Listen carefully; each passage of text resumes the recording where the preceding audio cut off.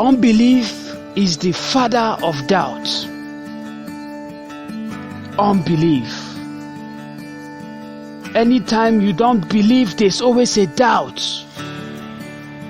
So for you to be an unbeliever in the nature of God, which means you doubt the nature of God, which means you doubt the existence and the reality of God. That is what unbelief causes. So we have to grow in faith and grow in spirit. Faith means placing a demand on God's anointing. When you read your Bible, you have to take it very serious. Meditating upon the word of God. Put in yourself. When you read the New Testament in the Bible, put yourself inside. When you watch the wonderful act of God, you can place your demand in His wonderful act. That is what produces that belief. Faith, the power of faith. Faith means placing your demand on God's anointing. When you pray in faith. When you speak in faith. When you go out in your daily activities, you move in the faith of God.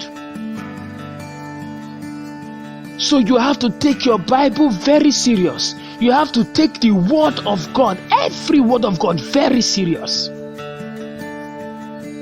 When you watch the wonderful act of God, when you watch the powerful act of God, then it teaches you how to trust God. When you read the Bible and see how God has protected a lot of people, put yourself in that generation. Then you begin to understand. Then you begin to place a demand. It begins to bring trust. And that trust is what produces the faith. Faith is a total trust on God. To depend on God both in good times and in hard times. You can through miracles, you see miracles today here, healing today here, breakthrough, prosperity is happening here today, and you look, my God, this is not something that you always see. It makes you surprised. It keeps you in awe. It is the wonderful act of God. So this should teach you on how to trust God. Now, while you are seeing this wonderful act, all you should do is, oh, so my Maker is alive.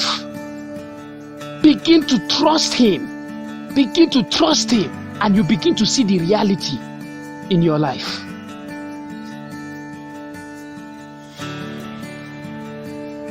There is no faith without trust.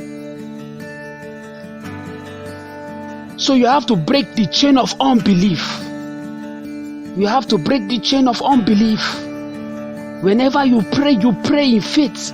You speak with faith. You walk with faith. You move with the faith of God.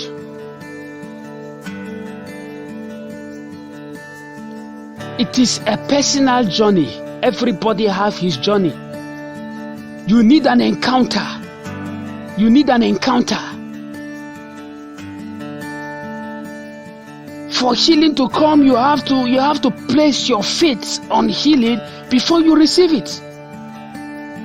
Do you know, as we are here, I can be praying for somebody that is here to be healed while Jesus is healing. Somebody with similar problem or whatever thing can look at the person while you are watching the wonderful act of God. Your healing is taking place. Not just watching, trusting and believing in the wonderful act of God. So we really need to work on our faith.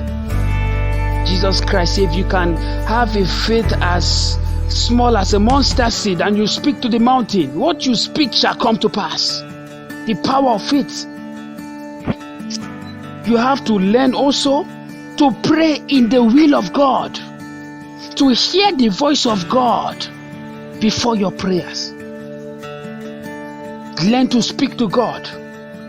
Learn to hear what God says about your life. That matters a lot. The fact that you pray for healing and you don't see healing, that doesn't mean Jesus has not healed the person. That doesn't mean the healing has not been done. The fact that you pray for breakthrough, you don't see the breakthrough, that doesn't mean that God has not released the breakthrough. So certain times you need to hear the voice of God concerning certain issues of your life. How can you hear? By meditating upon Him. By meditating upon His words day and night. Lord Jesus, I thank you for life. Help me walk in your purity. Use me to do what you want. Lord Jesus, purify my life. Use me to do your work. Teach me your love. Teach me your ways. All these prayers.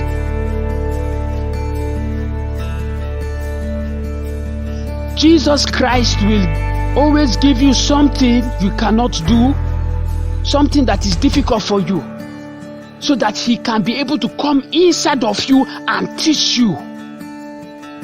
That is why you need Jesus Christ every day. Because without Him, you won't be able to carry the load. You won't be able to bear the load. So you need Him 24 hours inside of you to teach you, to move with you, to guide you. You might be rejected in many places. That doesn't mean you are not saved. In many gatherings, you might be rejected. In many gatherings, you might be rejected. But that doesn't mean you're not saved. So you need to work on your faith. Kill the spirit of unbelief. Kill the spirit of doubt. So that you can be able to access the things of heaven. So you can be able to access the things of heaven. Read the Bible. When you saw what God did for David in the Bible, Jesus Christ, Moses, Elijah, it was through an act of faith. It was through an act of faith. They placed their faith on God's anointing. And God settled them. And God established them. And God made a way. So I think we really need to work on that from now. You need to work on it in your life. Check your life. Cross-check your life. Cross-check your life and work on it. The Holy Spirit will teach you on how to work on it. The Holy Spirit will guide you on how to work on it. You have to worship God in truth and in spirit. In truth and in spirit. Take the word of God very serious. Meditate upon the word of God 24 hours. Because when you see how God protected David, it builds your faith to show that God can protect you. So you begin to trust in Him, not in man. That's when He comes. Because you have placed a demand. You have placed a demand. So lift up your voice. Begin to thank God. Viewers and listeners all over the world, distance is not a barrier. As we pray here, God is going to touch your life. As I speak, I want you to connect your faith. The same presence that is here is the same presence that is maintained. I speak in the name of Jesus Christ. Every sickness that has held you, every chain of the devil, every demonic power, I call in the name of Jesus Christ. You are healed. You are healed in the name of Jesus Christ. Every career problem, family problem, job problem, everything that has stopped your relationship with God, everything that want to limit the flow of God's power in your life, in the name of Jesus Christ, you are free. You are free in the name of Jesus. In the name of Jesus Christ, you are free. Heavenly Father, we call upon your presence this hour. Come and move in the bones of everybody here. Come and move in the heart. Move in their heart. Open your heart. Open your heart. As I touch you now, you are healed. As I touch you now, you are healed.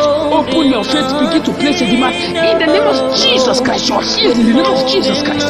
You demonic spirit, out of that body. Out of that body. In the name of Jesus Christ. You are settled in the name of Jesus. You are delivered in the name of Jesus Christ. You are free. You are free. You are free in the name of Jesus Christ. Thank you, Father. Thank you for your healing. Thank you, Jesus. I give myself.